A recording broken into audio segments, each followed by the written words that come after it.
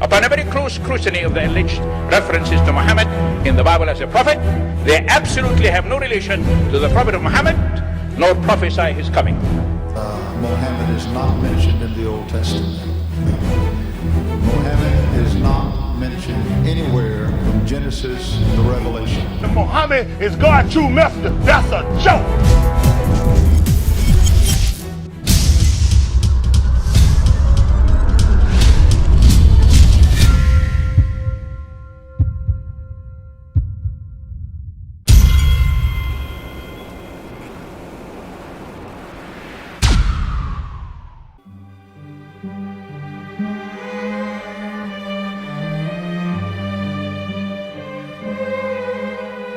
Lo, we inspire thee as we inspired Noah and the prophets after him, as we inspired Abraham and Ishmael and Isaac and Jacob and the tribes, and Jesus and Job and Jonah and Aaron and Solomon, and as we imparted unto David the Psalms.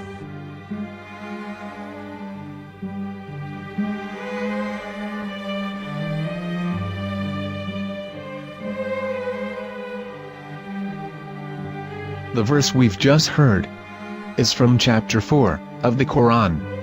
In the verse, God is affirming to humanity that Muhammad is indeed the recipient of a divine guidance, just as Noah, Abraham, and the rest of the prophets.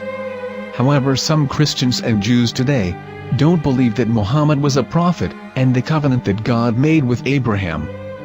And since the Quran is not their book of authority, in this video I'm going to show you that the book you're holding in your hands contains the name off the seal of prophethood, the Prophet Muhammad.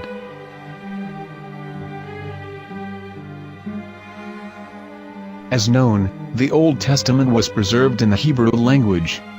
In the 5th chapter of the Shir HaShirim, which is one of the 5 Megillat or sacred scrolls that are part of the Hebrew Bible, or for short the Song of Solomon, as Christians know it today. That chapter is discussing someone. Jews will say it is discussing Solomon, while Christians will say it is discussing Jesus. Considering this is the Songs of Solomon, it would seem logical that it is discussing Solomon. The verses, describing this mystery man, have the narrator's speech conjugated in the feminine, meaning it is a woman who is describing this man. So it is possible that it is one of Solomon's wives discussing her husband Solomon.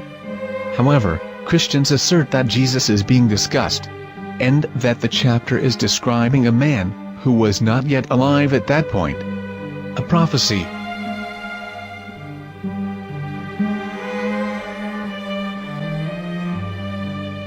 In reading the English translation of Song of Songs 5:16, it finishes the description by saying, "He is altogether lovely," but what most people don't know is that the name of that man was given in the original Megillat. Here is verse 16, and how it is written in ancient Hebrew, before introducing the vowels, in the 8th century. From the Hebrew Bible, on scripturetext.com. Here is the word in question. This word is made of 4 letters. Mem, Het, Mem, Dalet. Now when reading the word as it is written in its original form, with no vowels, it can be read as Muhammad, which is the name of the Muslim prophet, or as Mamad with no A after the H. According to Ben Yehuda's Hebrew English Dictionary, it is correctly pronounced as Muhammad, not Mamad. So how we're going to know for sure if it's pronounced as Muhammad, the Muslim prophet, or as Mamad, a random Hebrew word? The only way is to give the verse to a rabbi and say to him, "Please read."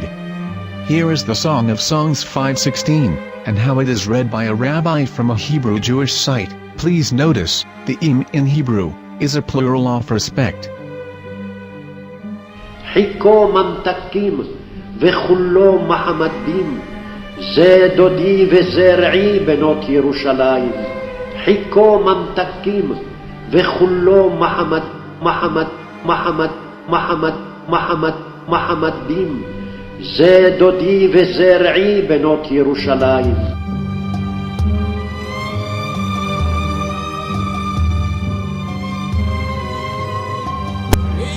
Coming out from the darkness, there are no other gods but God, and Muhammad is his messenger.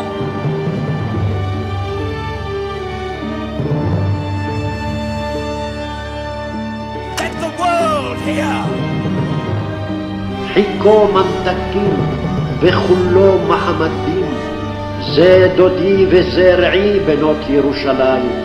חיכו ממתקים וכולו מחמד מחמד מחמד מחמד מחמד מחמדים, זה דודי וזה רעי בנות ירושלים.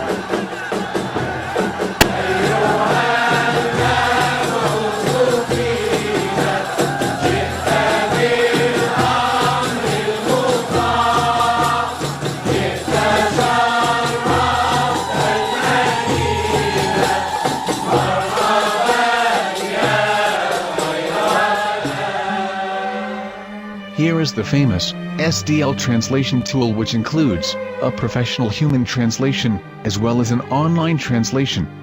We're going to copy our Hebrew word of the Song of Songs directly from the Jewish site. It's the same site where you can hear the rabbi reading the verse in Hebrew. All links are in the description, so we're going to copy the word and paste it and ask, please translate. Are they going to translate the meaning of the name of that person? As the Bible translators did. Which is the praised and the lovely one, or are they going to keep the name as it is? Well, see it yourself. Here is the World Lingo Translator. The result is the same. It's Muhammad. You have no right. You have no right to translate names of people. Anybody. Your name should be retained. Mr. Black is Mr. Black, though he's white. You have no right to translate names of people. But they have been doing that. Muhammad ibn, they translated as altogether lovely. But the word Muhammad is there in the Hebrew language.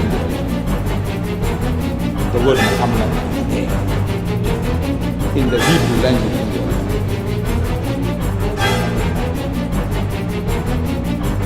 I will tell you a story from my own personal experience. Years ago, I used to spend every Sunday afternoon in a place called Speaker's Corner. And in my years down there, I got to know a Jewish rabbi. He was a very nice man. He used to listen to me, and he was always very polite and talked about Islam in a very nice way. And one day during one of our conversations after some years, I thought that it was about time I should invite him to Islam. So I said to him, you know, my friend, we have been talking now for many years, and even you have admitted to me that Muhammad is a prophet. So why then do you not embrace Islam? He said to me, we Jews, we never change our religion. I said, but half of the rabbis of Medina became Muslim. He said, that is true, but still, we Jews never change our religion. I thought, what can I say to him? He looked at me and said, listen to me, my friend. God sent to us a prophet Moses, and we didn't even listen to him. Do you think we're going to listen to another prophet after him? From another tribe? From another people? When he said that, I had nothing left to say. He knew that Muhammad was a prophet. In fact, another rabbi also came up to me and he said to me, we know Muhammad is a prophet, and he quoted to me a passage from the Bible.